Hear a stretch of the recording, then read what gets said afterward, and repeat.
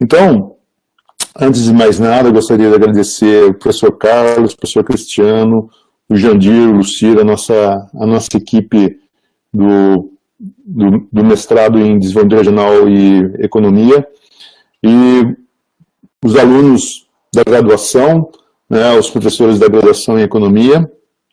E isso é uma parceria entre a UNDR, o curso de Economia, o Programa de Desenvolvimento Regional e Agronegócio, no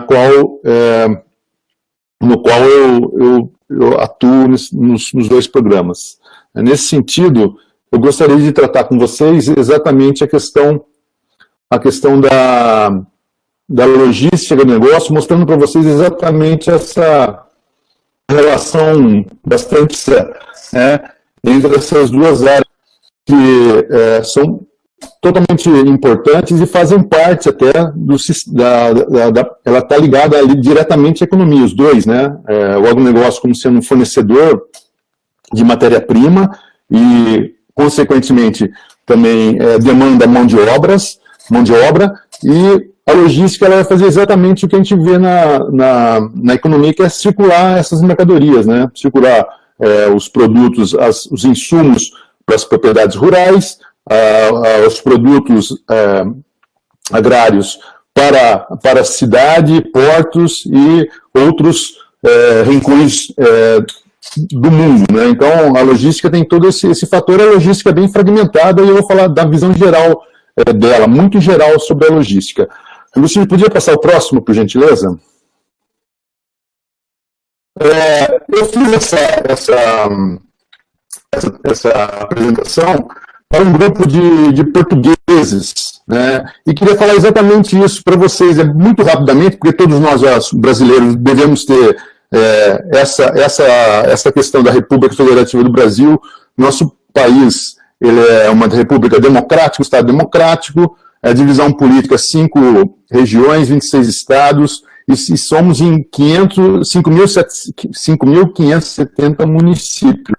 Eu gosto disso, principalmente a magnitude do nosso país, ele é uma extensão continental. Isso é muito importante para mostrar para vocês como a questão logística, os sistemas logísticos deveriam ser eficientes. A gente vai perceber, eu vou mostrar para vocês posteriormente, principalmente nessa região norte, em que o nosso país é composto 50% em território amazônico, né?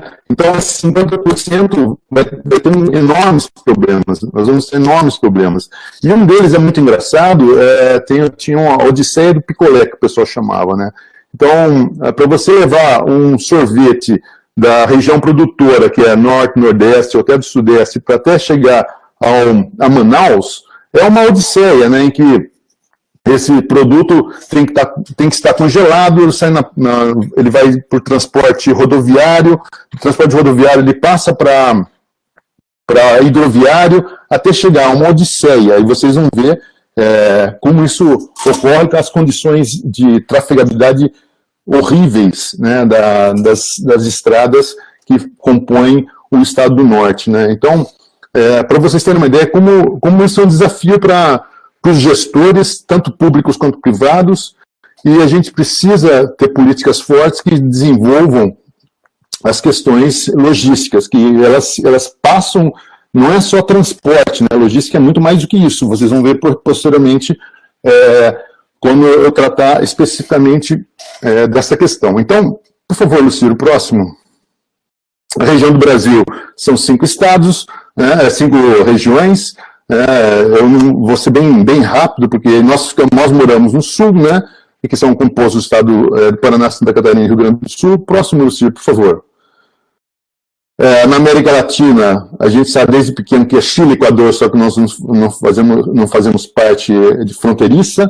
Mas observe também que é uma vasta área de contato importante, nós temos relações com esses países. Nós estamos vivendo um momento chato, que é a região lá fronteiriça com a Venezuela, e a gente tem que resolver essas questões territoriais com essas fronteiras com esse país. E aqui a gente pode perceber também a extensão nossa, né? Ó, 8 milhões de quilômetros quadrados, basicamente um quadrado, né?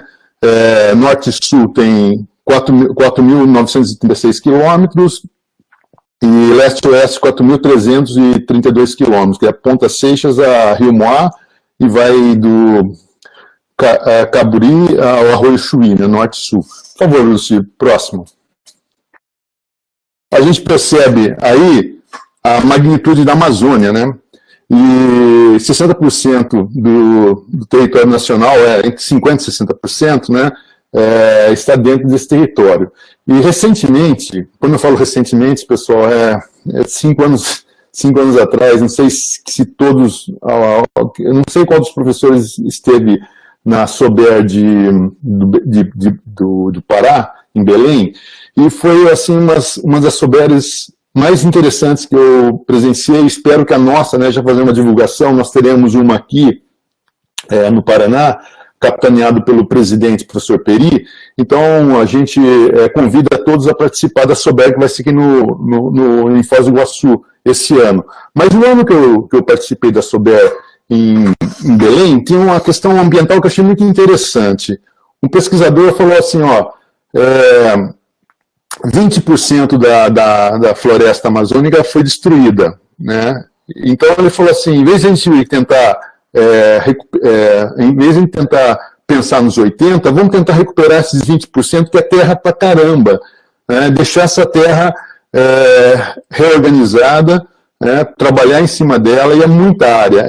Então, a gente deve ter e vocês vão perceber, na medida que eu for conversando com vocês, que os grandes compradores de produtos agropecuários nossos, no nível do Burger King, McDonald's e outras redes de varejo, elas estão exigindo que o Brasil certifique os produtos, mostrando que ela não agride o meio ambiente e tenha as questões boas práticas de animais, né? Então, essas questões ambientais devem ser levadas muito em consideração num ambiente em que existe um ativismo ambiental bastante intenso. E, nesse sentido, eu vejo que a gente pensar em preservar a Amazônia de maneira econômica, como vocês atuam no nosso programa, é uma grande saída. Não virar santuário ecológico. Eu não acho esse extremismo, né? Mas tratar ela de maneira equilibrada, que possa maximizar o melhor uso da floresta sem agredir de forma intensa os biomas e outros ecossistemas que existem dentro dela. Então, essa é bastante emblemática, essa transparência. Por favor, se podia passar a próxima. O agronegócio em números, né? Então, é um sistema competitivo da economia nacional, representa entre 23% e 30% do nosso PIB.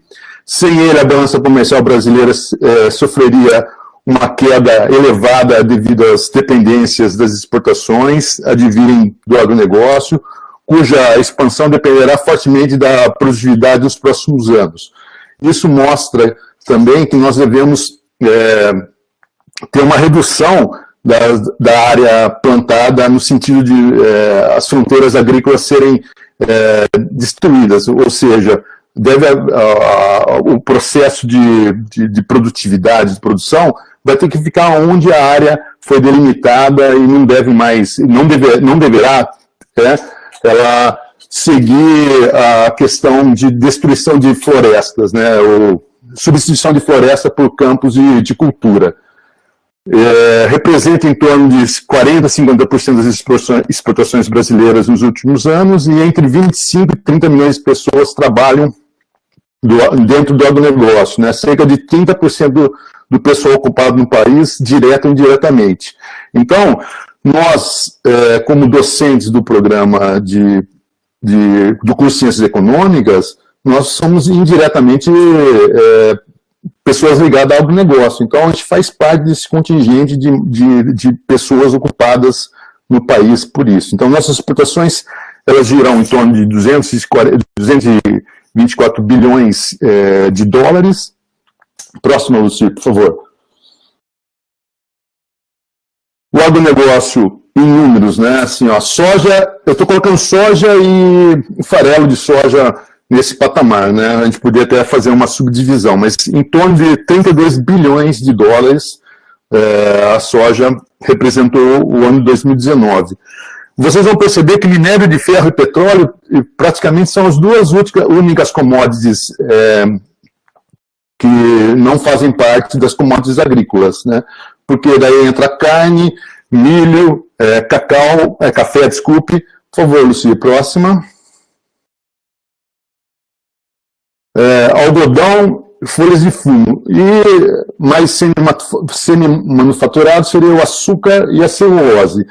Recentemente eu vi que teve uma reportagem que na Rede Globo, acho, aquele do Agro é Pop, o Agro naquela vinheta, eles tinham falado que a indústria celulose e madeira estavam superior a esses valores aí, não estava em 10, estava antes, mas eu acho que eles acrescentam a questão de madeira literalmente, não celulose. A celulose, eu entrei nas informações sobre exportação no Brasil, seriam esses valores basicamente. E vocês percebem a magnitude de todos esses valores no sentido de trazer divisas para o nosso país, né? Por favor, Lucílio, próximo. Os portos, essa aí eu achei bastante interessante, né? Vocês vão perceber, isso é muito recente, né? Os pontos, cada pontinho aí são os portos de maior atividade de produtos agroindustriais, ou agronegócio, né? Mas, basicamente, se vocês puderem observar, infelizmente está pequeno aí, a maioria, ela se restringe a 3 grandes portos, né, que seria Santos, Paranaguá, Santos e Paranaguá disputam as duas grandes lideranças de portos. Daí entra Rio Grande, entra Santa Catarina, né, mas eles vão estar sempre ligados a Santos e Paranaguá. Recentemente, eu até hoje estava conversando com alguns gerentes e produtores rurais e perguntei como que está o Porto de Paranaguá. Eles falaram, o Porto de Paranaguá tem os problemas naturais de um porto que precisa estar constantemente sendo reformulado, mas eles aumentaram a área de circulação de caminhões, né, a questão do coronavírus virou um problema para eles, né, e está indo super bem. E Santos também é uma área que está tendo grande problema com essa pandemia que nós vivenciamos, né? Mas são dois locais que escoam toda a nossa produção, são locais que escoam a nossa produção para o exterior, passando por esses portos. Você podia passar o próximo, por gentileza? Essa eu achei bem interessante também, que são os locais em que o Brasil exporta nossos produtos, ou seja, os países importadores de produtos brasileiros. Isso eu acho muito importante e emblemático, e gostaria de deixar vocês atentos para essas coisas. E a gente tem visto as manifestações do governo federal em querer tirar as embaixadas, por exemplo, de Tel Aviv e mandar para Jerusalém. E se vocês conseguirem perceber aí, os países muçulmanos são grandes consumidores nossos, né? E eu sempre achei interessante a política externa brasileira, que ela foi anterior a que nós vivemos hoje e anterior a do governo do ex-presidente Lula e da ex-presidente Dilma, né? Até o governo do presidente Fernando Henrique Cardoso, a política externa brasileira era de neutralidade pura. E uma vez, ao fazer minha tese de doutorado sobre erva mate, eu conheci um importador de erva mate do Uruguai, e ele tinha fábricas aqui no Brasil. E ele falava exatamente isso, que o Brasil, ele era nessa parte de diplomacia, não assinava um documento e estava bem com todo mundo.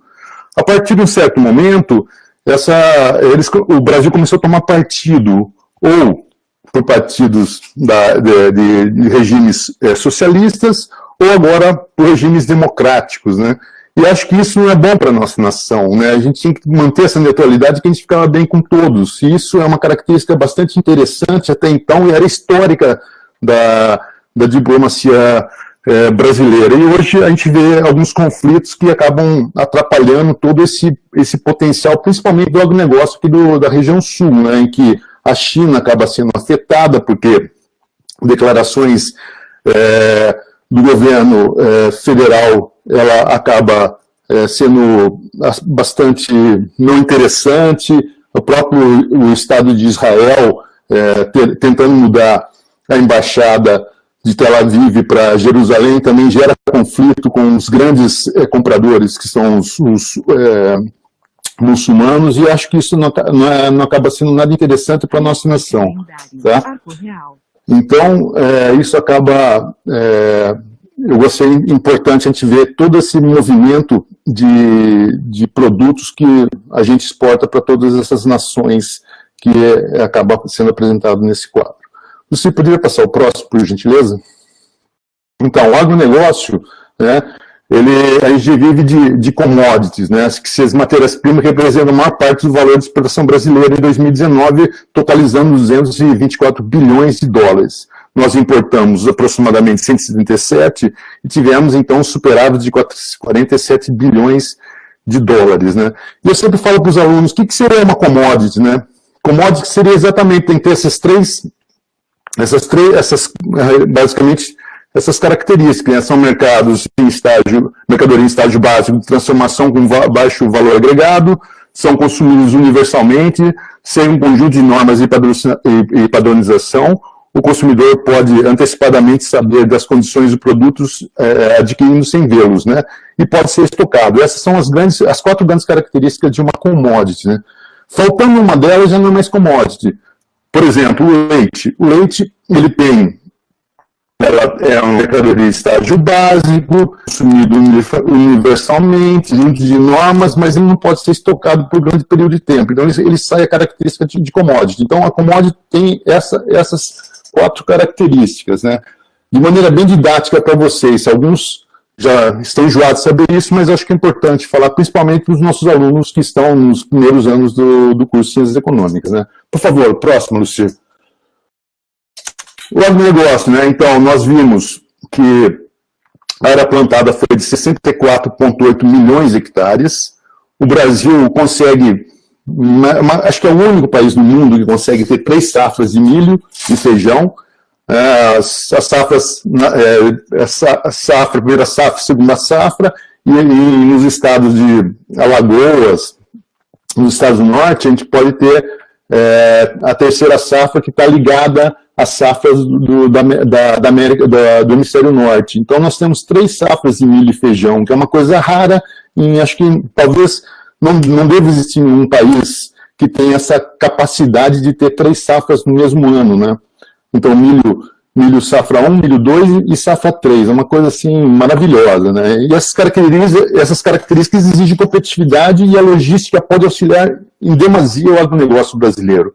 Então, todo esse processo de movimentação, se vocês forem perceber, ele vai levar matéria-prima, como eu falei para vocês no início da nossa conversa, mas ele vai ter que trazer insumo. Então, a gente tem que ter estradas como a nossa aqui, nossa região, que nós vivemos numa região totalmente privilegiada, né, em que ela praticamente, as estradas rurais têm uma característica super de alta qualidade, então você tem facilidade, e isso você ganha competitividade, porque você economiza os equipamentos dos veículos, você tem agilidade para tirar a produção do campo no momento certo, então tudo isso favorece a competitividade do nosso produto agrícola. Agora, a nossa região é uma região atípica, porque se vocês forem perceber que aqui no mesmo oeste do Paraná, a gente vai ver que essa realidade acaba sendo diferente dos demais municípios que têm problema com estradas. Eu recentemente tive um aluno que defendeu, 2 alunos, né, um ano passado e esse ano, que discutem essas questões de estradas rurais, e a gente percebe que municípios bem adjacentes ao de Toledo têm alguns problemas, não são intransponíveis, mas tem problema de qualidade das estradas rurais. Por favor, próximo. Então, a gente vê como o agronegócio, né, a área cultivada foi crescendo, né, a gente vai perceber que nos anos anteriores ela tinha um crescimento mais de produtividade mesmo, utilização melhor dos recursos, com aplicação de insumos agrícolas, e houve um crescimento mais de produtividade que de área. De maneira geral, há um incremento anual de entre 2% e 1% ao ano de crescimento. Isso, por questões de ativismo ambiental, deve ser mitigado esses crescimentos. Então, o que sobra para as pessoas envolvidas, para os produtores envolvidos no agronegócio, é aumentar a produtividade utilizando tecnologia. E isso é um fator super importante, a gente vai ver isso posteriormente. Por favor, Lucir. Então, a safra foi uma safra super bacana, a safra teve as condições ideais de clima, ela foi superior a 2016, que foi uma safra bem interessante, a produtividade média foi de 3,9 toneladas por hectare, 65 sacas por hectare, maior que a safra de 2016 e 2017, como eu falei para vocês, que tinha também as condições climáticas ideais, e tinha 3,7 toneladas e 62 caixas, quer dizer, foram 2 sacas e meia a mais, né? Para uma propriedade pode ser pouco, mas imagine essa área imensa do Brasil que dá uma produtividade espetacular, né? Houve um aumento de 2,5% da área cultivada em relação a 2018 e 2019, isso representa, né, como eu falei, os números nossos são todos gigantescos, né? 2,5% de área dá 1.578 hectares, né? Então, isso mostra a dimensão do nosso agronegócio em termos de área, volume produzido, né? Vamos lá. A produção 2016-2017 estava nesses patamares: algodão, arroz, feijão, milho, milho e soja são as duas vedetes do agronegócio, né? E a produtividade é absurdamente enorme, né? 103,84 milhões de toneladas, né? Nós temos os outros que não podem ser desprezíveis, mas eles ficam pequenos quando você vê os dois grandes produtos nossos, né? Próximo, Lucir. Aí a gente vai ver aí o milho e a soja se destacando também na safra de 2019-2020, 242 milhões de toneladas, a safra de 2018 é 227 milhões de toneladas, né? Então a gente vai ver que houve, no caso da soja, hoje houve um incremento e uma pequena redução, mas ela vai ser compensada por outros produtos, né? O milho estava em 80, passou para 100, e está 119, 115. Então, isso são os valores do volume de produção, né? Por favor, Lucir. Então, a tendência de longo prazo é a probabilidade de crescer a taxas mais modestas, né, algo em torno de 1,6 ao ano, enquanto que hoje a taxa está crescendo 4,4, né? Então, a gente está num crescimento bastante interessante, mas vai começar a ver, seguindo bem a curva dos rendimentos marginais decrescentes, né? Começa crescendo a taxas crescentes, depois continua crescendo mais a taxa decrescente, chega um pico e a partir daí acaba diminuindo, mas a gente está ainda num ritmo bastante interessante, né? A gente deve, não só esses estados, uma Matopiba também, né? Eu acho interessante falar, mas é bastante importante a gente levar em consideração os estados de Minas Gerais, Bahia e Goiás e os estados de Tocantins, Piauí e Maranhão, né? São estados que apresentam grandes características interessantes. E, obviamente, Pará e Amazonas. Mas essas regiões, acho que tem o problema da questão da floresta amazônica, que a gente deve tentar preservar. Uma característica interessante, que talvez não tenha muito a ver com nossa realidade aqui, apesar de existir a terra do professor Macir, que é a área produtora de álcool, é o estado de São Paulo, né? O estado de São Paulo foi feita uma pesquisa que os grandes canaviais estavam circunscritos no estado de São Paulo e não tinha avanço como alguns pesquisadores diziam que estava avançando na floresta amazônica. Daí o pessoal da Exalc, das escolas de Piracicaba, mostraram que não, o crescimento dos canaviais era no estado de São Paulo, que há muito tempo já tinha essa cultura instalada nessa região, né? Então, o avanço dessa cultura na área ambiental, ela acaba sendo pequena ou inexistente. Tá? Próximo, Luciano, por gentileza.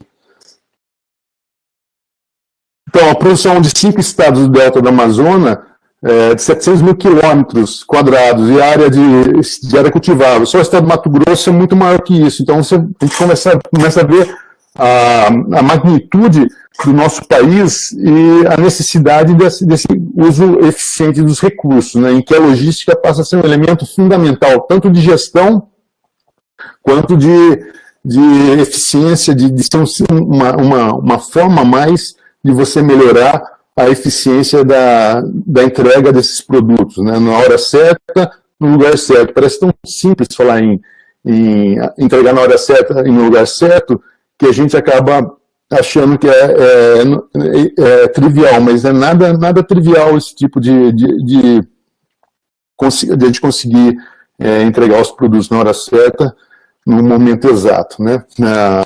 E o produto tem que estar certinho ainda, né? Não pode estar com defeito ou problema, né? Então, a tendência fortíssima de compras de produtos com algum tipo de certificação, essa é uma tendência do agronegócio, né? E o exemplo que eu trago para você é da ADM, né, que é o Archer Daniel Midland, né, Company, que é a famosa ADM, que ela tem a soja responsável, né? Então, esse é um dos vários exemplos que existem, porque, como eu falei, os compradores, principalmente da Europa, eles têm questionado o tipo de produção que nós temos, que o Brasil tem. Então, a gente tem que tentar entender como ele funciona. Então, a certificação de padrões de sustentabilidade de produção de grão da soja brasileira, né, consumidores do mercado europeu, o programa foi bem aceito pelos produtores rurais, que atenderam quase 1 milhão de toneladas, mas olha, veja que engraçado, nessas regiões desses estados, são grandes produtores, né, quer dizer, em torno de 100, um pouquinho mais de 100 produtores conseguiu fazer 1 milhão de toneladas. Então, vocês percebem que a realidade nesses estados é de grandes áreas, né, e um grupo menor de produtores que é diferente da nossa região aqui, que é mais diversificada e tem mais pequenas e médias propriedades. Nos estados do Mato Grosso do Sul, né, são grandes produtores e a outra dinâmica de relacionamento, inclusive entre eles e as empresas cerealistas. Por favor, Lucio, próximo. Então, os desafios que nós vamos enfrentar do agronegócio vão ser alguns, né? O primeiro seria a questão de armazenagem. A gente tem um déficit de armazenagem bastante intenso. Então, apenas 15% das fazendas possuem sistemas próprios de armazenagem. E a gente, aqui a nossa região é até bem assistida, e são as cooperativas que fazem a armazenagem, que é fora da porteira, né? Que é um pouquinho diferente de alguns outros locais, por exemplo, nos Estados Unidos, o produtor rural, ele armazena o seu produto dentro da propriedade rural dele. Aqui, no nosso caso, é diferente, né? Os produtores aqui da nossa região entregam numa cerealista ou numa cooperativa. E, consequentemente, não tem espaço para todas a produção nossa. A gente perde muito com o uso inadequado de armazenagem dos produtos, né? Então, o pessoal de perda no mercado de grãos, na pré- e pós-colheita, é considerado 10% elevadíssimo pela média mundial, né? Quer dizer, imagine de cada 100 quilos você perder 10 por ataque de fungo, umidade e outro tipo de problema, né? E ao passo que você poderia economizar recurso, porque para você produzir uma espiga de milho, você usa quantidade de água, quantidade de fertilizante, quantidade enorme de produtos que acaba sendo perdido para praga, doença ou até a própria umidade. Então, isso é um desperdício, isso acaba prejudicando, contribuindo para os problemas sociais de fome e outras formas de mazelas que a sociedade tem, né? Então, é importante a questão da armazenagem por causa disso. Então, a produção de soja cresce 6% ao ano, enquanto a capacidade de armazenagem cresce apenas 4%, né? Já áreas de plantio, 2,8%. Isso indica crescimento da produtividade, mas também aumento do déficit de área de estocagem de produto. E isso é uma contradição, ou seja, quando a gente tem grande produtividade, a gente esbarra no problema de armazenagem, quer dizer, quanto maior a gente tem, quanto melhores são nossas safras, mais problemáticas são para armazenar essa safra. Então, deve existir situações em que políticas públicas, né, ou a própria iniciativa privada tem que tomar caminho para melhorar a questão da produtividade, da armazenagem, né, da armazenagem de produtos. Então, existe uma estimativa de renda e, consequentemente, ao consumo de outros bens, são os desafios, né? A mudança de hábito de consumo elevado, elevando a demanda de proteína animal, de modo geral, quer dizer, com o crescimento da renda da população, vai aumentar mais a necessidade de proteína animal. Mas existe uma situação bastante contraditória, que é o aumento da população de muito mais alta renda, de consumo de carne vegetal. Isso é uma tendência. Nós estamos percebendo duas tendências bem interessantes. A substituição de carne de origem animal por carne de origem vegetal, e outras são os sistemas de carne que são produzidos em laboratório, né, que são uma tendência muito interessante. Eu gostaria que você prestasse atenção nessa possibilidade, que é o tipo de você poder consumir uma picanha sem ter que matar o boi. Então, esse ativismo que eu tanto falo para vocês, né, de boas práticas com os animais, boas práticas de manejo com a questão do abate, direito dos animais, são questões que até um tempo atrás, por exemplo, na época que eu fiz a graduação, se você falasse em direito dos animais, a gente era risado embora, né? Era inconcebível a gente achar que, como um animal tem mais direito do que o homem. E hoje a gente tem percebido exatamente essa situação. Eu transito um pouquinho na área do direito e várias vezes já participei não cheguei a ir em congresso, mas assim, já fui em palestra em que era tratada a questão do direito dos animais, né? Então, a gente começa a perceber como a nossa sociedade é contraditória, né? Em que parte da população de humanos não tem direito a nada, e uma parte de animais tem direito dos animais. Essa é uma contradição que eu acho interessante a gente refletir sobre isso, né? Que acaba tendo impacto econômico, né? Se vocês perceberem, para vocês terem uma ideia do impacto econômico disso, a área de ração PET na área de animal é uma área que cresce absurdamente. Se vocês forem perceber, ter essa percepção, vocês vão ver que tem muita lojinha de produto PET, né? E isso é um segmento super interessante, que há 10 anos atrás era praticamente... Quando eu cheguei em Toledo, isso não existia aqui no município. Então houve uma evolução, né, do animal tratado como animal. Hoje ele é um ente da família. Então são características bastante interessantes que eu gostaria que vocês prestassem atenção nisso, né?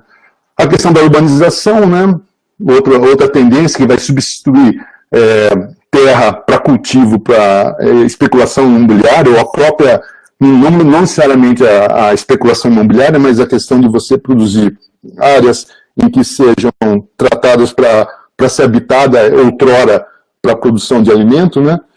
Necessidade de elevar a produção de grãos em torno de 1 bilhão de toneladas de grãos e 200 milhões de toneladas até 2050, porque nós vamos ter um contingente entre 9 e 10 bilhões de habitantes. Então, existe uma pressão para que haja produção, né? E próximo, Lucio, por favor. E o ativismo ambiental que eu acabei de falando para vocês. Então, essas áreas, substituição de áreas agricultáveis por áreas, além do próprio processo de urbanização, vai pressionar exatamente essa necessidade de nós aumentarmos a produtividade com o uso de tecnologia. Consequente, a substituição de áreas para a produção de fibra, energia, matéria-prima para a indústria, né, farmacêutica, turismo, plantas ornamentais, fazenda eólicas, fotovoltaica, então todas essas áreas de produção vão competir com a área por produção de alimentos, né? Então, fibra, energia, matéria-prima para a indústria vai ser áreas que vão estar rivalizando com áreas que eram para gerar alimento. Então, existe uma pressão exatamente para a gente voltar a utilizar, a trabalhar com tecnologias para aumentar a produtividade. Próximo, por favor. Então, todos os fatores vão limitar a área agrícola, da necessidade de melhor eficiência da produtividade no agronegócio. Então, 90% do crescimento da produção nos últimos anos se deve à produtividade, apenas 10% por outros fatores. Então, nós estamos indo nesse caminho, né? A gente tem evoluído e fazendo essa questão, né? Outras questões que eu acho importante, vou falar muito rapidamente, né, que até o professor Flávio falou, Ave Maria, tira isso aí, mas acho que é importante, né? Restrição da área das condições climáticas, quer dizer, é aquela história que vocês veem no livro do Pinchuk em microeconomia, né? Tem um determinado momento que usa as melhores matérias-primas. À medida que vai ficando escassas as matérias-primas, o pessoal vai utilizando as sucatas de pior qualidade. E a terra é a mesma coisa. Então, as grandes áreas altamente férteis, estão sendo utilizadas no limite. A partir do momento que essas áreas acabam, as pessoas migram para áreas menores. Mas o interessante é que elas usam tecnologia. Né? A questão do cerrado do Centro-Oeste é um exemplo claro, que era tratado como a área que era praticamente, não existia como se produzir de maneira eficiente, ou produzir em termos, nos anos 60 era inconcebível, hoje é um grande celeiro do Brasil. Né? O número de pessoas também, em 1960, 40 pessoas por hectare, né? Em 2020, esse número, uma pessoa cuidava exatamente disso, né? A área disponível era 40 hectares por pessoa, foi caindo para 20, né?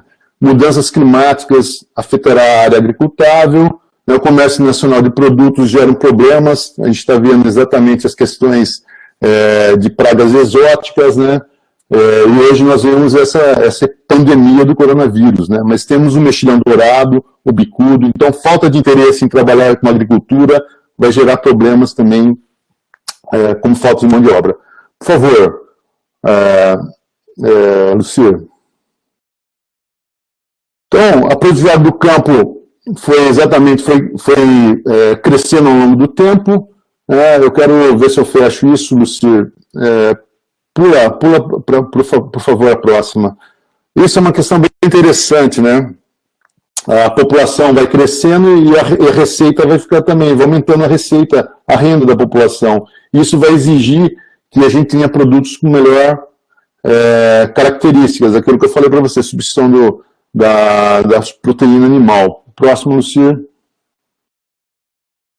Então, a questão da longevidade das pessoas e o envelhecimento da população. Né? Hoje nós temos essa situação, expectativa de vida dos idosos e, consequentemente, novos mercados. Né? E a partir de 2013 houve uma inversão de números de fraldas. Né? Quer dizer, as fraldas geriátricas de 2014 substituíram as fraldas infantis. Próximo, Lucia. Os desafios para ser enfrentado seria exatamente isso, né? Saída de toneladas de soja em Mato Grosso custa $185, na Argentina 102 e $71 nos Estados Unidos. Isso mostra exatamente que a nossa logística da propriedade para frente é um problema, né? Isso vai desde questão de armazenagem, estradas, então principalmente em função da baixa qualidade da infraestrutura de transporte no país, e armazenagem também. Por favor. Então, olha, você está vendo estoque ao céu aberto, né? Ó, desperdício, pode ir próximo, por favor. Ó, as filas, a perda no campo, né? Ó, a qualidade das estradas, etc. Né? Desperdício antes e pós-colheita, né? Próximo, senhor. Então, a produção do milho é aumentar, né, para 91 toneladas, o algodão também vai ter um incremento. Próximo, senhor.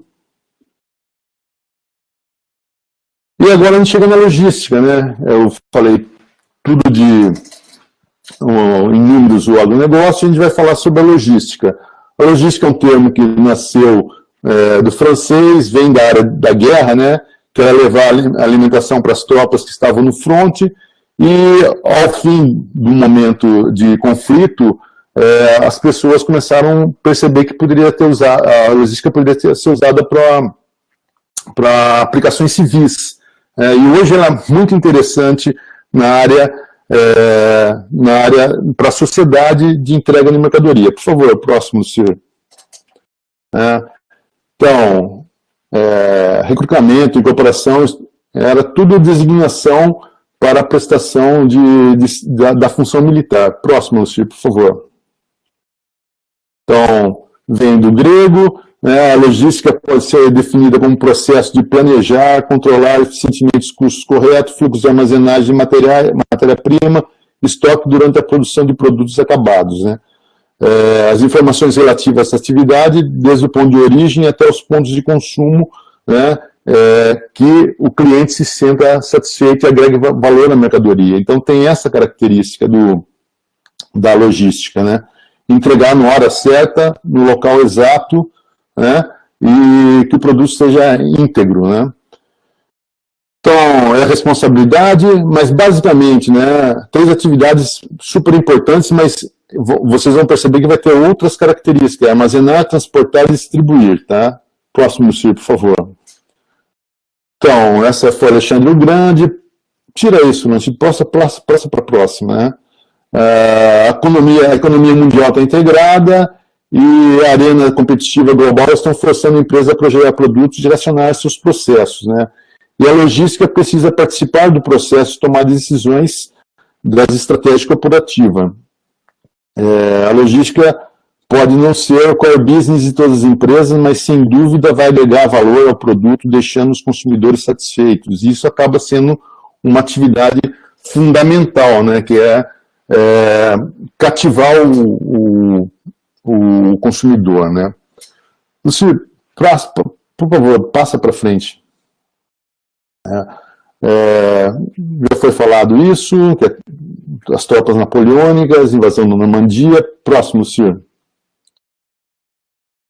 Próximo. Também. Vamos praticamente ter mais uma, Luiz. Se eu falar mais logísticas nossa de transporte, né? 60% é rodoviário, ferroviário, hidroviário e duto e aéreo são mínimos. Hoje 60% do transporte é por rodovias. Próximo. Isso é um comparativo entre o Brasil e outros países, né?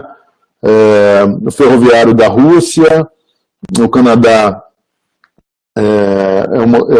são outros modais, né? E o Brasil acaba tendo os modais rodoviários, ele é praticamente 61%, né? Enquanto que outros... Esse equilíbrio deve existir, né? Nossa região também é carente apesar de ter uma ferroeste, eu converso com as pessoas, os nossos produtos não são transportados de maneira efetiva por ferrovia, né? Próximo, senhor.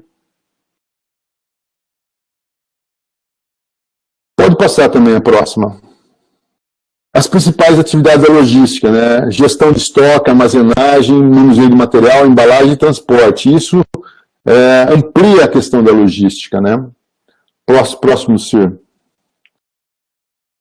Um exemplo de atividade logística é fornecimento de insumo agrícola, indo para a fazenda, indústria cítrica, engarrafamento. Então, quer dizer, a gente vai agregando maior valor ao consumidor de suco de laranja e menor custo para todas as organizações do sistema. Então, essa é a grande sacada da logística.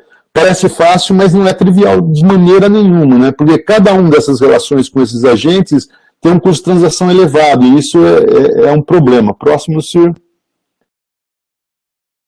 Seria só um exemplo, né, de você produzir hoje um hectare de soja, você precisa de todos esses insumos. Imagine como as pessoas que trabalham nessa área devem ser eficientes para entregar a semente, entregar o fertilizante, né, o herbicida. Então, pessoal, só para finalizar, para a gente ficar em cima dessa uma horinha de conversa, a gente percebe que a logística ela está totalmente ligada à área de ciências econômicas, porque ela trabalha com o sistema de circulação de mercadoria, ela é uma área importantíssima, para mim é uma fronteira, né, uma fronteira da eficiência que deve ser trabalhada de maneira bastante intensa. Tem áreas aos montes, né, para ser estudada, não só a questão de armazenagem, transporte, mas a questão da própria elevar o fluxo financeiro, né? Como que hoje a gente está vendo, você compra mercadoria da China, de outros países, ele chega na sua casa, você paga com cartão, as várias formas de moeda que existe, temos uma categoria nova de moeda que é a criptomoeda. Então, a gente tem uma série de desafios e essa área é uma área interessante. Obviamente que a questão do agronegócio é uma relação muito intensa que nós temos com o nosso dia a dia aqui. E também é uma área que existe uma convergência muito forte de logística do negócio. Lucio, eu acho que eu acabo encerrando minha apresentação com essa última transparência que você acabou de deixar aí, e eu agradeço a oportunidade de estar apresentando esse trabalho para vocês. Se algum aluno se interessar por algum desses tópicos, me procura para a gente poder conversar. E abra rapidamente a palavra para as pessoas me questionar, fazer alguma pergunta. Acho que seria isso, Lucio. Carlos e Cristiano. Oi, Limar. Muito bom, muito obrigado. Queria agradecer muito a sua apresentação. Trouxe bastante uma riqueza de informações muito grande. Como nós começamos um pouquinho mais tarde, né, aqueles probleminhas lá, então acho que nós temos aí uns 10 minutinhos para abrir para algumas questões. Então, aqueles que tiverem alguma questão, acho que já tem tem alguma questão aqui já, deixa eu só ver aqui, acho que tem uma questão do Sérgio Kuhn, que ele diz o seguinte: as cooperativas no Brasil estão concentrando muito o mercado, tanto pelo lado do oligopólio como do oligopsônio, competindo em escala com as fazendas e outros grandes produtores rurais e empresas, o que não é bom. O que para fazer, segundo ele, eu estou lendo o que ele está escrito, o que ele está escrevendo. O que fazer para que seja melhor para todos no agronegócio, sem esquecer da agricultura familiar e afins? É uma pergunta super importante do Sérgio, que também eu estou orientando um aluno que trata exatamente de guerra fiscal, né, pela área jurídica, e tem uma parte do trabalho dele que fala: todo monopólio não é interessante para ninguém, então nós temos que ser competitivos. A competitividade é muito importante para gerar eficiência no sistema. Vocês podem ver, em todo local em que o monopólio está presente, a ineficiência é bastante grande. Um exemplo bem interessante, não é da nossa área, mas mostra exatamente isso, que Hollywood, quando foi criada, ela estava na mão de 4 grandes indústrias do cinema. E a coisa não ia para frente. A partir do momento em que houve competitividade, estourou a área de entretenimento, né? Os filmes, naquela dos anos 50 ainda. Então, como o Sérgio falou, a gente tem que trabalhar com dois sistemas de produção. Um não pode ser excludente do outro. O sistema de produção ao sistema, vou usar, o agronegócio, ele é para a agricultura familiar e não familiar, né? Eles devem conviver de maneira harmônica, porque em 2050 nós teremos quase entre 9 e 10 bilhões de habitantes, como eu fiz a apresentação para vocês. Então, esses dois sistemas devem coexistir e fazer o melhor que eles têm. Eles têm que dar o melhor do que eles têm para tentar alimentar esse contingente de bocas que estarão querendo comer desde uma asinha de frango até um produto mais sofisticado. O que a gente tem percebido com essa pandemia também é que os chineses vão deixar de consumir produtos exóticos que acabou gerando a pandemia. Então, todos esses fatores vão fazer com que a agricultura familiar e a não familiar tenha que coexistir de maneira bastante intensa.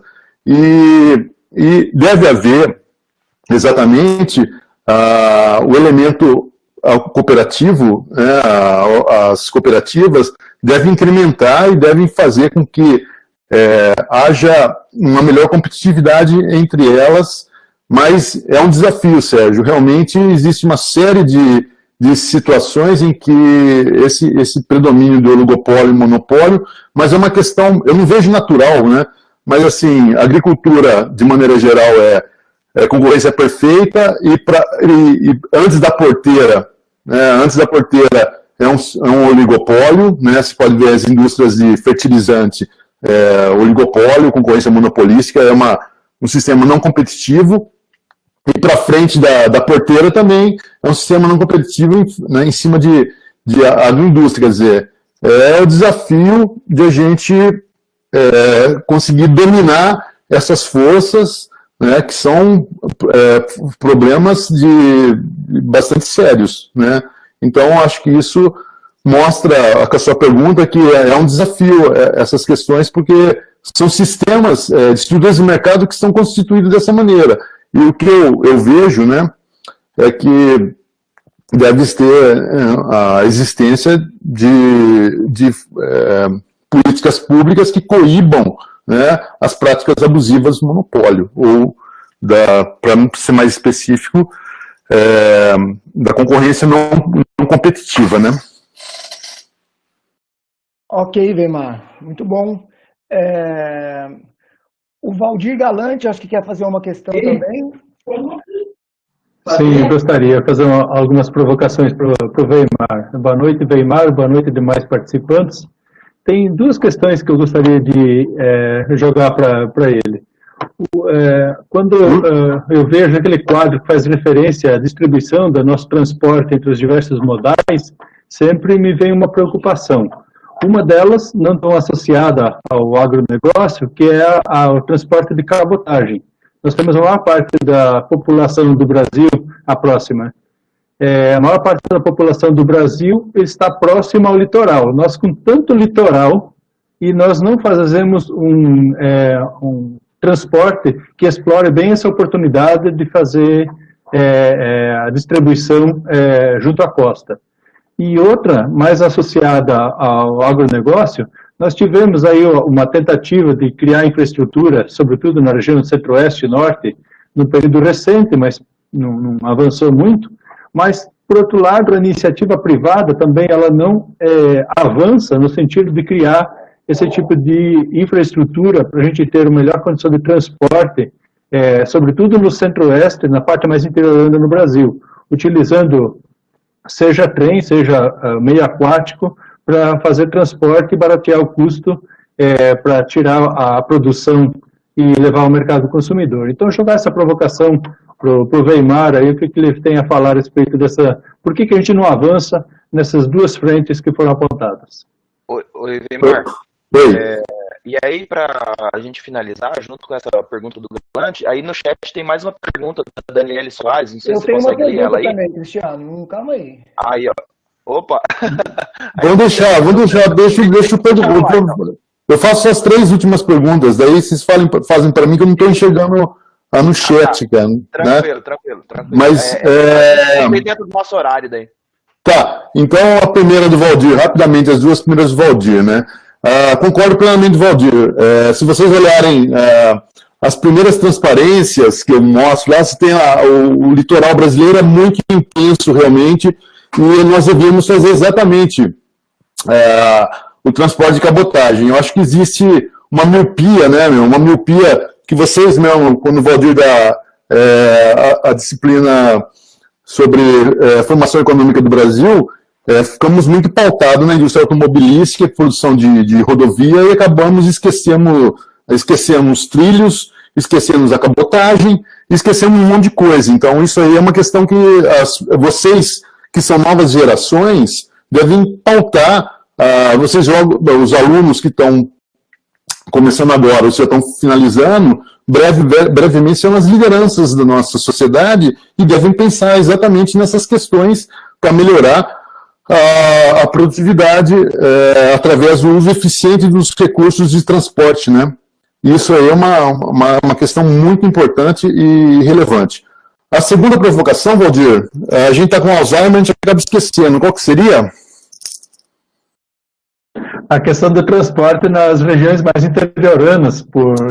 A questão da iniciativa privada, né? E eu vou discordar de gente, né? Para variar, né?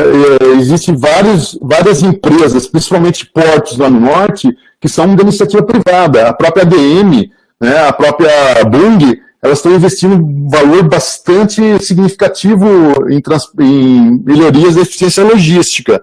Né? Elas não estão fazendo, talvez, estradas, mas têm melhorado significativamente os portos. Para vocês terem uma ideia, a MAG, né, aquela empresa enorme do negócio, ela fez um porto super interessante que está dando uma discussão jurídica, porque ela não estava fazendo na margem do rio. Eu não lembro de rio lá no norte, mas ela estava indo para frente do rio. Então tinha um gap, uma fenda jurídica para explicar se aquele porto era em terra ou era em mar, e estava tendo um imbróglio jurídico que não estava liberando os investimentos naquela região. Então, se a gente for olhar, as multinacionais ou as empresas privadas têm feito um investimento na área de armazenagem, sim, na área de logística. Né? Não estou falando em estrada de rodagem, mas nessa área eu acho que tem um investimento bem interessante. Weimar, tem uma pergunta, por favor, da Daniele Soares Bertuzzi, que colocou que a Cevale exporta muito para a China, para o Egito, Alemanha, Arábia e África. Você poderia falar um pouco mais especificamente da exportação? Você tem alguma informação no sentido? Você tem algum lugar nesse sentido? Eu acho muito interessante, eu vejo aqui a questão da exportação de proteína animal para aqueles países, primeiro que eles têm um sistema halal, vamos falar, né? Nossa região ela tem uma estrutura que produz um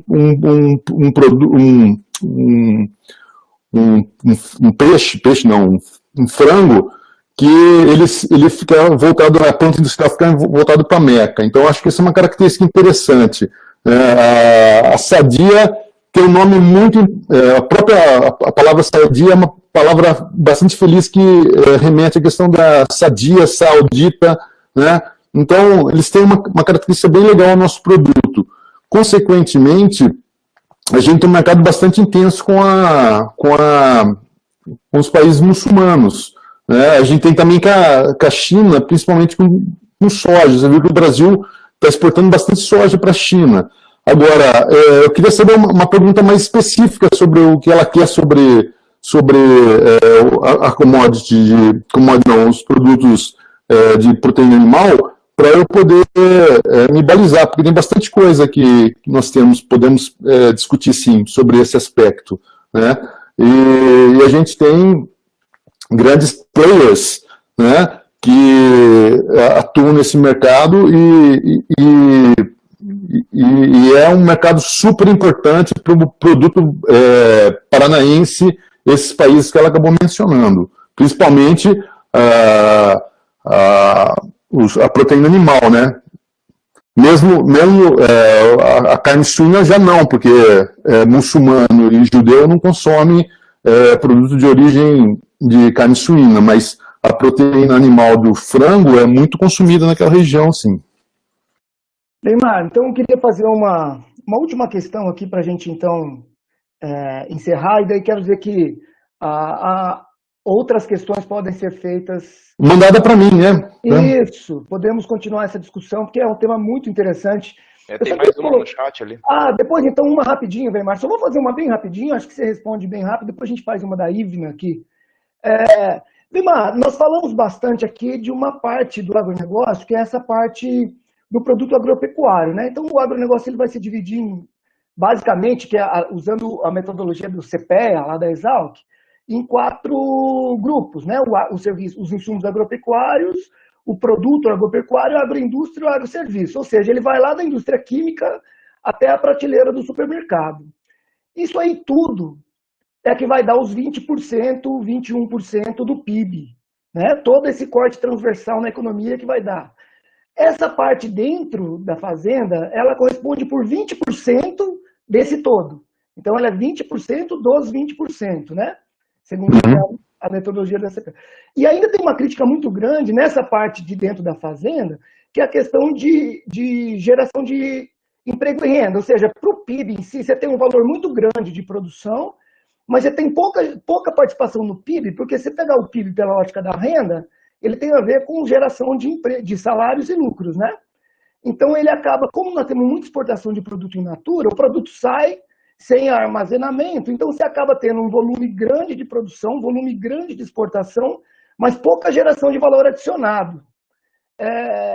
Como que nós poderíamos tentar resolver esse problema? Talvez ampliar as cadeias de produção, começar a manufaturar um pouco mais esse produto dentro do país? O que você acha? Claro, perfeito. Exatamente. O professor Christian Luiz da Silva, ele fala cadeia de valor, exatamente o que você falou, perfeitamente. Hoje na hora do almoço, estava tomando café no Dom Caramelo e conversando com o Amir, um colega do Instituto Pessoas Melhores, falando exatamente isso. Quer dizer, enquanto a gente manda toneladas,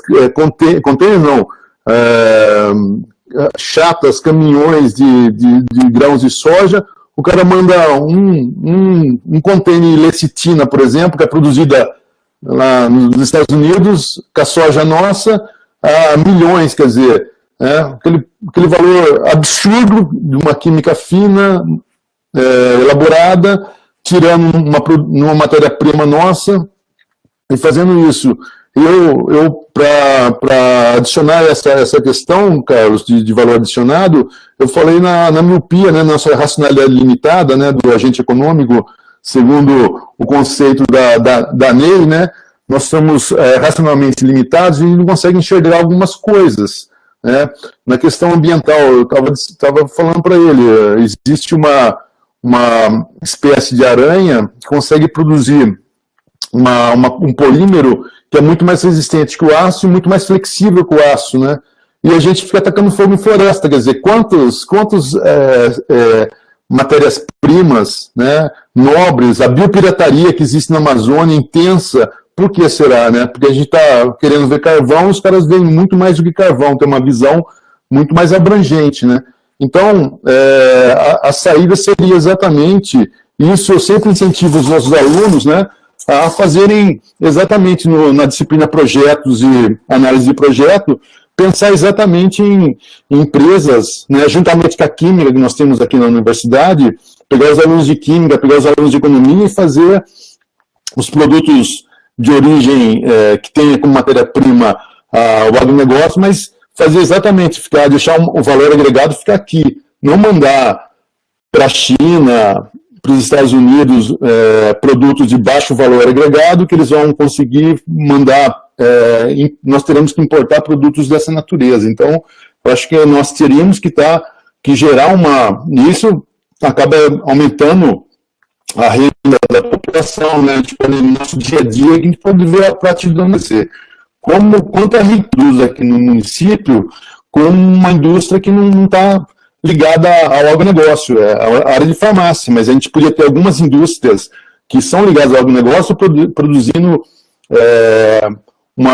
alguns produtos com alto valor agregado, né, e gerando renda, emprego com valor do trabalho intelectual, né, tudo sendo proativo e gerando renda para o município. Acho que essa é uma saída, uma boa pergunta, um bom desafio para os futuros alunos a pensarem nessa possibilidade, né? Beleza, Bemar, obrigado. Só para você ter uma ideia, estou olhando, mais da metade do PIB do agronegócio é de agroserviço, ou seja, está incluída a logística, o atacadista, o varejista e tudo mais isso, né? O conceito do agronegócio surgiu exatamente isso. Se você pegar o PIB da agricultura para o é baixíssimo, né? Agora, quando você começa a agregar esses outros segmentos do serviço que você acabou falando, aí que ele dá esse potencial, né, bastante grande. Você é um grande especialista em LTF, né? O conceito de agronegócio surgiu exatamente, né, se você pegar e quem quiser, né, eu posso fornecer o livro que trata sobre o Davis Goldenberg, o famoso conceito de agronegócio. Ele surge exatamente com a matriz de LTF, daí ele vai ganhando essa dimensão, ele pega a matriz de insumo-produto de LTF e ganha essa dimensão que você acabou mostrando para nós. Está totalmente ligado com o que você trabalha, né, Carlos? Isso, nós calculamos a matriz de insumo-produto de Toledo e nós calculamos o PIB para o agronegócio de Toledo, e abrimos para os 4 componentes do PIB usando a matriz de insumo-produto. Ficou bem legal, talvez eu apresente aí mais para frente. Então, eu gostaria muito de assistir essa sua apresentação, porque se você pegar eu acho que prestei para minha aluna do doutorado, do mestrado, a Juliana, quando o Davis Goldenberg faz as famosas citações que a gente vê da turma do Pensa, lá que a gente, né? Era exatamente isso, surgiu em cima da matriz de insumo-produto do LTF. Né? Legal, muito bom. Oi. Boa noite, Ronaldão Bonitão falando. Ô, Jim, pode falar, Jim. Viu, desculpe eu meter o bedelho aí na sua apresentação e na fala dos colegas, amigos aí. A gente tem que olhar um pouquinho essa questão, todas elas, pelo lado do negócio, pelo lado do comércio. A discussão sobre exportar produto com valor agregado ou in natura, nós temos que ver se os países estrangeiros querem comprar o valor agregado. E temos que ver também se as empresas brasileiras estão preparadas para produzir esses produtos e exportar com valor agregado. Por que eu falo isso? Uma cooperativa ela consegue exportar em grandes quantidades. Uma empresa ela não consegue exportar com grande quantidade. E você tem que ter regularidade no mercado externo e ter volume. Você exportar um container a cada mês, isso não resolve o problema de um produtor ou de um pequeno frigorífico. Então, você tem que ter volume grande. Quando a gente for pensar essas questões, já que você está dando a sugestão para os acadêmicos aí, é importante pensar em transformar coisas grandes. Apesar do agronegócio e da agropecuária no PIB brasileiro ser um volume pequeno em termos de percentual, é quem salva o balanço de pagamentos. Então, a balança comercial brasileira é que sustenta todo o balanço de pagamento. Mas, especificamente sobre exportar valor agregado ou não, peço aos colegas aí para prestar atenção na lógica do negócio, na lógica comercial, porque isso é de grande valia. Poderia falar mais, mas eu paro por aqui. Nossa, Ronaldo, muito legal sua provocação, até para mim, né? Porque eu sempre sou totalmente partidário de a gente tentar agregar valor, não levar matéria-prima, mas, de novo, a gente tem que pegar o melhor de tudo, né? Eu acho que deve... Agora, na questão da escala, realmente você está coberto de razão, né? Se você tem perspectiva de exportar, nossa, você tem que ter escala, não existe, né? Não existe fazer uma lecitininha, né? Você tem que fazer milhões de pílulas de lecitina. Mas eu vejo que as coisas podem... tudo focado exatamente, como eu falei, análise de projeto, né? Você tem que ver a viabilidade do projeto, ver a questão da demanda, a questão das tendências, né? Concordo plenamente com você. Mas eu acho que a gente também pode, consequentemente, pensar em alguns nichos de mercado, alguns mercados mais específicos, para a gente gerar a cadeia de valor, como o Carlos falou, que é importante no cômputo do agronegócio, né? Sim, claro. Eu acho que é tudo um processo, né? Não é de claro. hoje para amanhã, é um processo. Na verdade, pensar nas coisas como sendo, precisa começar um processo e conquistar isso aos poucos, né? Concordo. Eu não sou PSDB, né? Concordo com o Ronaldo, com o Gaso Carlinhos, mas brincadeira à parte, eu acho que todos, no final da história, todos nós temos um pouquinho da nossa razão. Isso demandava um outro debate, uma mesa redonda sobre isso até, né? Ronaldo já está convidado para a gente fazer uma mesa redonda dessa natureza. Olha aí, muito obrigado. Quem sabe aí para frente a gente faça. Mas tem bastante questões a ser discutida. Um despacho aduaneiro para você exportar um volume é o mesmo valor para você transportar milhares de unidades. Então, a empresa, para se preparar para voltar para o mercado externo, ela tem que estar muito estruturada, uma pequena não consegue. E a gente sente isso da mesma forma de lá para cá, quando você importa vinho, quando você importa os derivados de laticínios. A Mariângela, que está presente aqui e já esteve na Itália, vê as dificuldades dos pequenos produtores em se inserir no mercado. Então, seja um pequeno, seja um grande, como os nossos produtores de soja, ou ele está preocupado em produzir o grão, ou ele vai estar preocupado em processar o grão, e ele não dá conta de fazer os dois, né? Então, acaba voltando para a lógica do negócio e do mercado, com certeza, né? E aí, as cooperativas que no Brasil, na nossa região, né, sobretudo, elas têm um papel muito importante, porque elas conseguem fazer isso, né? Então, assim, vale sim um debate, vale uma questão aí, porque a questão é bastante profunda e tem muito a ser discutido.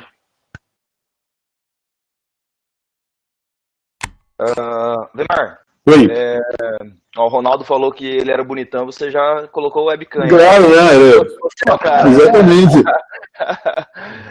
Então, assim, só para finalizar, aí a gente tinha mandado uma questão ali, daí o debate está bem bacante, mas para a gente não extrapolar muito, claro. Ela coloca ali, os condomínios, e daí entre parênteses, particulares, né, podem ser uma alternativa para a armazenagem de grãos? Nossa, Ivna, e aí é aquela assim, há incentivos para isso? A Ivna, ela vai ter que fazer essa pergunta daqui uns 2 meses para a Luciane, né? A Luciane que vai responder muito melhor, com muito mais profundidade do que eu. Mas eu vejo grande possibilidade. E aí a gente vai ter que chamar o Ronaldo também para abrir para essa provocação, porque tem a questão do negócio, né? O Ronaldo, pessoal, a gente tem que ficar revoltado com o Ronaldo, viu? Ele saiu da economia e está indo para a administração, puxaram ele para lá. Então, quando ele fala, ele está falando, você está vendo um administrador, ele tem a origem dele na economia, ainda por cima, né? Brincadeira à parte, né, Ronaldo? A gente não vai fazer briga de classe, né? Mas eu acho muito importante o ponto de vista do Ronaldo, né? Eu acho que essa questão que ele falou, ele foi muito pontual na questão, veja negócio. O negócio vai ser lucrativo, manda bala, não vai cair fora. Então, o que a gente também, na economia, pensa, você tem que ver, o seu custo tem que ser no mínimo igual à produção, né? O custo de produção tem que ser igual à receita, no mínimo, né? Mas aí tem que ser, utilizando o poder de monopólio, produzir acima do custo, que esse é o ideal, né? Mas aí a gente cai todo no dilema que o Sérgio falou, monopólio não é interessante, oligopólio não é interessante, tem que ter uma margem, né, para essas coisas ocorrerem. Então, fica muito patente que nada que eu estou falando é trivial. O que o Ronaldo está falando não é trivial, o que o Carlos está falando não é trivial, é questão de a gente estudar, fazer as várias análises que vocês, como estudantes, vão receber esse instrumental para fazer, para optar e falar, essa é a melhor solução, né? Que o economista ele tem essa característica. Eu transito um pouquinho, como eu falei para você, na área do direito. A área do direito é coisa... Não existe restrição. É tudo possível, né? Educação para todos, saúde para todos, e a gente sabe, a gente economista sabe que desejos ilimitados, recursos escassos. O pessoal do direito não vê com essa ótica tão racional como nós somos, né? Então, eu acho muito interessante o curso de economia para ofertar exatamente essas condições e vocês fazerem a análise de selecionar a melhor opção.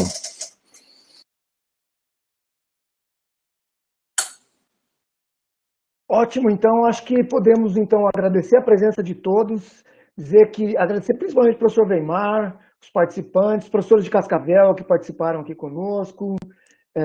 Muito legal a presença de vocês aqui.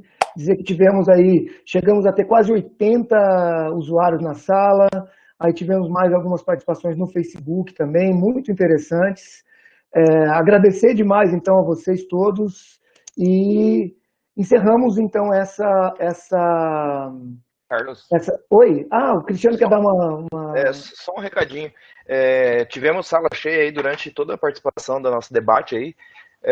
E aí eu gostaria de convidar o pessoal a curtir nossa página no Facebook e acionar aquele sinozinho que tem na página lá do Facebook, esse link no chat, porque daí, assim, conforme a gente vai colocando os convites para os próximos debates, as próximas apresentações, e quando aparecerem os novos vídeos, o pessoal pode só clicar lá e já vai receber essas notificações, tá? Assim, então, tanto no Facebook quanto no canal do YouTube, foi os 2 links que eu postei aí, beleza?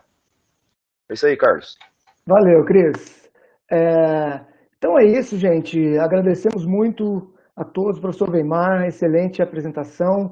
Dizemos então que na segunda-feira teremos no mesmo horário, de novo, a gente vai divulgar aqui o tema que será da segunda-feira, e na quarta também já está agendada a professora Crislaine para falar um pouco também da questão demográfica em tempos de Covid-19. Se o professor Weimar não tiver mais nada para falar, podemos encerrar por hoje então a nossa sessão. Sim, acho que encerramos sim. Boa noite, obrigado. Também fiquei bastante satisfeito, né? E, pessoal, quem quiser perguntar alguma coisa no particular, manda para mim, tá? A gente continua conversando aí, tá bom? Carlos, obrigado. Cristiano, Jim Morrison, seu Carlinhos, o Ronaldo Bulhões é Jim Morrison, tá? Só para você ter uma ideia.